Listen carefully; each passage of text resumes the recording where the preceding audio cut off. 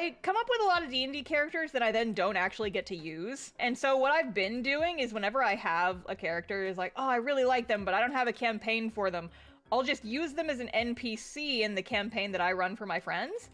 And I actually did that with Storm. I had an arc where he was like investigating a series of kidnappings, and then the party was also investigating those kidnappings because one of the party members, one of their family members, was a victim of the kidnappings. And so he actually like worked together with the party for a while, and they latched onto him so much more than I thought they would. And so I basically got to play him as a DMPC for like an entire story arc, and I had so much fucking fun with him because I had used Zephyr earlier on in that campaign. And so they had already met Zephyr when they met Storm.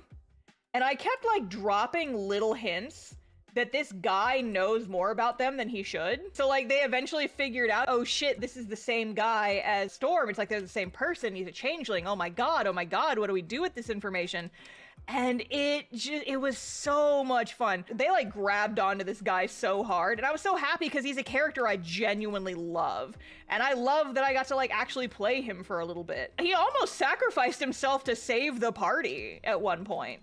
Like that's how close they got. The villain of that arc was a pair of succubi who were like running around and charming people into basically kidnapping themselves to work for like this carnival. And during the final boss fight, and you know, like the party had been rolling really, really consistently well to make their like charm saves, so they weren't getting charmed. They'd like never been charmed by like these succubi once, and it was getting kind of frustrating. And so I kept like, I raised the DC by 1 point for the final fight, just to see if maybe I could catch a few of them in and I could actually, you know, like charm a few members of the party and make the fight more interesting. And in the final fight, the final boss fight, everyone in the party rolled horribly. This is a party of 8 people. 1 player made their save. Storm made his save, and 1 player made their save. And everyone else in the party got charmed by a succubus. Oh, and then the one other thing is the 1 player character who succeeded on this save was 4 levels below the rest of the party, because their player was new, and so we started them on a character that was a lower level so that they could like get used to the mechanics. They were level 4, the rest of the party, everyone else was like level 8. There was no winning that fight. And so I'm like, I have a wizard and we have a level 4 rogue against this party of 7 level 8 player characters and a really beefed up succubus. And I was just like, what the fuck do I do? And so you know what I did, chat? I had Storm, this guy, look that player character, Shenzi, right in the face and be like, Shenzi, run. Gave Shenzi just enough time to get out of range, and he then cast Fireball on himself.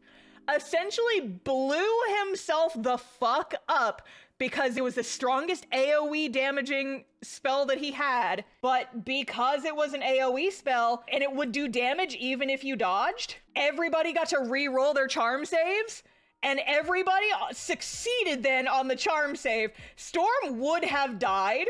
Like, that did knock him down to 0 HP in 1 hit, because of course it did. He's a wizard. He has no HP, but it succeeded. It knocked everybody else in the party out of their charm, except I think like 1 or 2 people who then got like pretty quickly fixed. And then like one of the other players dragged him away to safety while the rest of them fought off the succubus. And then they ended up winning that fight. But it was one of the most epic moments of our campaign, I would say. And it was this little guy's fault. And it felt so fucking cool because that was like a genuinely ass-clenching oh fuck moment.